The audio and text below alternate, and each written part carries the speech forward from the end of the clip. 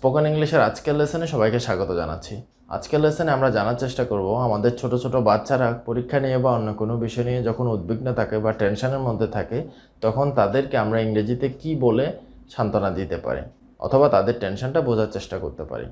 চলুন তাহলে আজকের লেসনটা শুরু করা। তো প্রথমেই আমরা এভাবে বলতে পারি, tell me about your problem, tell me about your problem, অথবা tell me about it, tell me about it, অর্থাৎ তুমি কী সমস্যায় আছো সেটাই আমাকে জানাও। তো যখন তারা আমাদেরকে কোনো সমস্যার কথা জানাচ্ছে তখন আমরা এভাবে বলতে পারি, I am listening, I am listening, অথবা I am listening to you, I am listening to you, আমি তোমার কথা মনোযোগ দিয়ে শুন। অথবা তারা যখন আমাদেরকে কোনো সমস্যার কথা বললো তখন তাদেরকে সান্ত্বনা দেওয়ার জন্য আমরা এভাবে বলতে পারি, that sounds tough, that sounds tough, অর্থাৎ এটা আসলে একটু কঠিন শোনাচ্ছে, অর্থাৎ তোমার সমস্যাটা আসলে একটু কঠিন মনে হচ্ছে। অথবা আমরা এভাবে বলতে পারি, I totally get it, I totally get it, অর্থাৎ তোমার সমস্যাটা আমি ভালোভাবেই বুঝতে পেরেছি, তোমার সমস্যাটা আমি ভালোভাবেই বুঝতে পেরেছি। অথবা আমরা এভাবে বলতে পারি, let's breathe together, let's breathe together, এখানে লেটস ব্রিথ টুগেদার তো তাদেরকে একটু সান্ত্বনা দেওয়া বা একটু স্থির হতে বলা। অথবা আমরা এভাবে বলতে পারি, let me help you, let me help you, আমাকে তোমার সমস্যাটা বলো, চলো আমি তোমাকে সাহায্য করছি। অথবা এভাবে বলা যায়, I am here, you are safe, I am here, you are safe,